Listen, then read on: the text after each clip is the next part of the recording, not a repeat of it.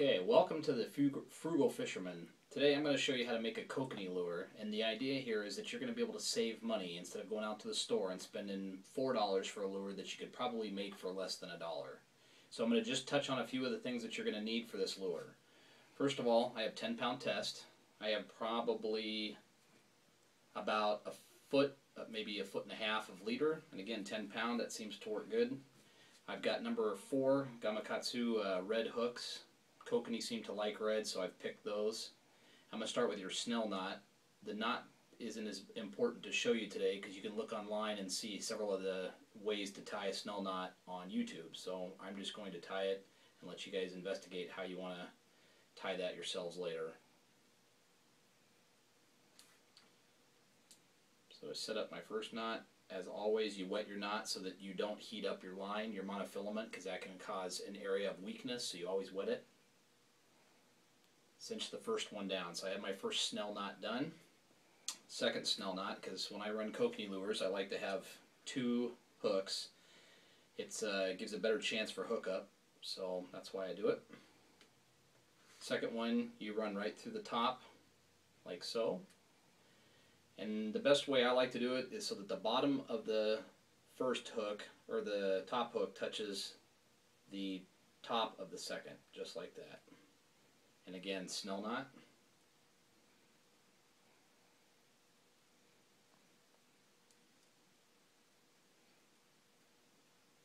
I prefer 6 wraps. I've just had pretty good luck with that.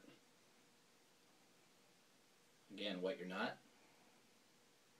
Cinch it good and tight.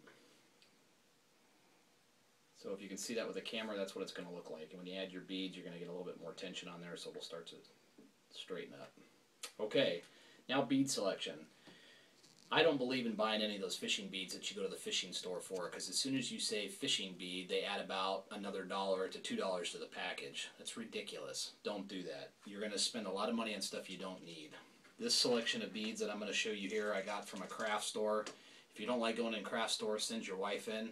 They'll buy these for you, but these are great. You get tons of different colors, and I got this whole pack. In fact, probably 2 sets of these for $4.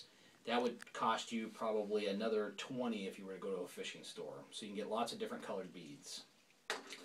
Now in dark water or stained water, I have good luck with bright colored greens. I think green is a little easier for them to see in the dark water like that.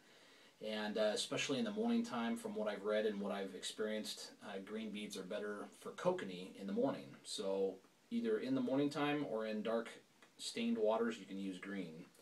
So I'm just going to put 2 regular size beads. I don't remember exactly what size those are. Those are probably 4mm. And then I like spin and glows. That's the one thing that I do buy because it's impossible to replicate those. So the spin and glow, you can get different sizes, whatever you think is going to work. We've caught trout on these up to probably 10, 14 inches tops, and kokanee about the same. So you thread your spin and glow on there. Again, you'll notice I'm running green beads and a green spin and glow. There's a reason for that. It's because that's going to be a good morning hookup. Again, stained water. And then what I like to do is for terminal tackle, I like to make it easy when I'm out in the boat, because you're going to have other people fishing with you that may have not fished before, or you just want to be able to change stuff out quickly. So instead of tying any kind of setup on this that, you know, maybe just a regular loop, I'm going to put a swivel on there, because a swivel is easier. I can hook it to my dodger and it goes a lot quicker. So I prefer about 4 to 5 wraps on this. And again, this is another knot you can learn off of YouTube if you so choose. Always wet your knots.